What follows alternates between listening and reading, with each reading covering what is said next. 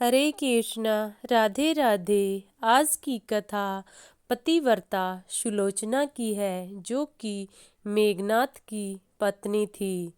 वह अत्यधिक पतिव्रता थी। जब लक्ष्मण ने उनका शीश युद्ध भूमि में धड़ से अलग कर दिया तो उसकी एक भुजा उड़ती हुई सुलोचना के पास पहुंची। यह देखकर सुलोचना बिल्कुल विलाप करती हुई भुजा को ध्यान से देखती है और मन में सोचती है कि कहीं यह किसी अन्य पुरुष की न हो और पर पुरुष को छूने का मुझे पाप लगे। इसलिए हाथ जोड़कर कहती है, हे भुजा, यदि तू मेरे पति की भुजा है तो मुझ पतिव्रता के धर्म का पालन करती हुई युद्ध का सारा वृत्तांत लिखकर मुझे सुना दे। इस पर उसके हाथ में एक दासी लेखनी दे देती है, जिससे वह भुजा युद्ध भूमि में हुआ युद्ध, लक्ष्मण और मेघनाथ के बीच सारा वृत्तांत कह सुनाती है। हे प्रियवर, मैं मेघनाथ हूँ। मेरी हत्या लक्ष्मण ने की है। मैं युद्ध में मारा गया हूँ और आप इस भुजा को पहचान लो। ये आपके स्वामी मेघनाथ की ही है। इस पर सुलोचना जोर जोर से विलाप करने लगती है। उनका विलाप सुनकर लंकापति रावण वहाँ दौड़े हुए आते हैं और कहते हैं, हे पुत्र वधू, शोक मत कर। सुबह होने पर मैं यहाँ पर सहस्त्रों शीश आपके कदमों में रख दूंगा। इस पर सुलोचना कहती है, हे पिताश्री, मैं उन सहस्त्र सिरों का क्या करूँगी। मेरे लिए तो लाखों धड़ भी मेरे प्रियवर की जगह नहीं ले सकते।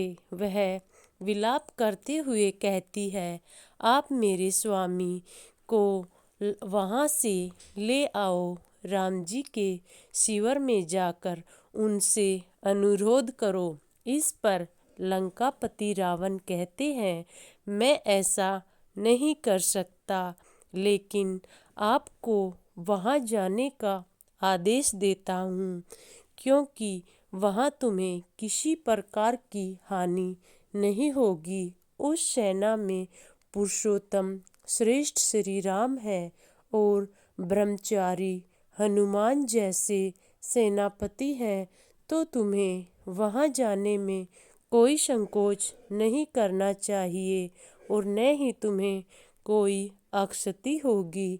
यह सब सुनकर सुलोचना शिविर में अपने पति का शीश लेने के लिए जाती है। इस पर वहाँ आने की खबर सुनकर राम दौड़े हुए सुलोचना के पास आते हैं और उनसे अनुरोध करके वहाँ आने का कारण पूछते हैं। इस पर रोती हुई सुलोचना कहती है, आपने मेरे पति का वध किया है। यहाँ आपके शिविर में उनका धड़ है। मैं आपसे अनुरोध करती हूँ, मेरे पति का धड़ मुझे दे दीजिए, ताकि मैं उनका दाह संस्कार कर सकूं और उनके साथ सती हो जाऊं। इस पर यह सब सुनकर श्री राम सहृदय से विलाप करते हुए कहते हैं, मुझे आपके प्रति अत्यंत करुणा और दुख का भाव है सुलोचना, लेकिन मैं ऐसा धर्म में फंसा हुआ हूँ, इसलिए अधर्म में फंसे तुम्हारे पति के हमें प्राण लेने पड़े। इस पर सुलोचना भगवान श्री राम का मन ही मन ध्यान करती हुई चुप रहती है। इस पर श्री राम कहते हैं, मुझे लज्जित मत करो। इस पर वहाँ सुग्रीव और अन्य सेना दौड़ी हुई आती है और उनसे पूछती है, आपको कैसे पता चला यह धड़ आपके स्वामी का है। इस पर सुग्रीव हंसते हुए व्यंग्य करता है। इस पर श्री राम उन्हें समझाते हैं, ऐसा मत करो, पतिव्रता के अंदर बहुत शक्ति होती है। उसी धर्म के अनुसार इसे कुछ आभास हुआ है, इसलिए यह यहाँ आई है। इस पर सुलोचना कहती है कि मेरे पति की बाजू हवा में उड़ते हुए मेरे पास पहुंची है। उसी ने मुझे लिखकर यह सब दिखाया है। इस पर सुग्रीव हंसता है, निष्प्राण बाजू भला कुछ लिख सकती है। इस पर श्री राम उन्हें कहते हैं, ऐसा मत बोल सुग्रीव, पतिव्रता में वो शक्ति होती है जिसके आगे सभी झुक जाते हैं। इस पर सुलोचना अपने मन में पतिव्रता धर्म का पालन करते हुए उनसे अनुरोध करती है कि आज तक अगर मेरे पतिव्रता धर्म में कुछ शक्ति है तो मेरे पति के धड़ को हंसने की अनुमति दीजिए। इस पर वह धड़ जोर से हंसने लगता है। इस पर सुग्रीव को भी अपने कहे का पश्चाताप होता है और श्री राम उन्हें आदर सहित शीश को सुलोचना को दे देते हैं। सुलोचना उनसे अनुग्रह करती है कि आज युद्ध बंद रहे।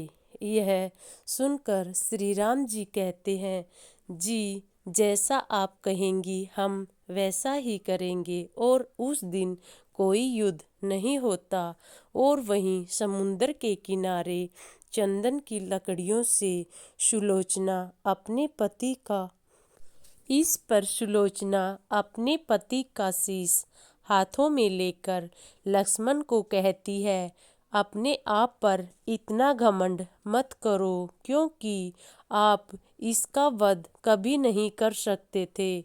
वो तो आपकी पत्नी उर्मिला में इतनी शक्ति थी जो पतिव्रता धर्म के नाते उसने आपको बचा लिया। और मेरे पति ऐसे पिता का अन्न खाते थे जिसने किसी पतिव्रता स्त्री को अपने महल में बंदी बनाया था। इसी रण के कारण मेरी पति की मृत्यु हुई है। इस पर आप ज़्यादा घमंड मत कीजिए। यह सब सुनकर लक्ष्मण बड़े आश्चर्यचकित रह जाते हैं और श्री राम भी लक्ष्मण की तरफ देखते हैं और हामी भरते हैं। यह सब कहकर सुलोचना सबके सामने हाथ जोड़कर अपने पति का धड़ लेकर वह चंदन की लकड़ियों पर बैठकर अपने पति के साथ सती हो जाती है। इसी सब को यह सब देखते हुए श्री राम जी पतिव्रता के धर्म का महत्व उन्हें समझाते हैं कि पतिव्रता वह शक्ति है जो उसके हर जगह होने का एहसास उसकी पत्नी को होता है और पत्नी भी अपने पति के लिए अपना सब कुछ निछावर कर देती है। धन्य है यह पतिव्रता धर्म, धन्य है माता सुलोचना। जय श्री राम। सीते सीते। भगवान श्री राम सुग्रीव को समझाते हैं कि इस तरह आपको सुलोचना पर व्यंग्य नहीं कसना चाहिए था। जय श्री राम।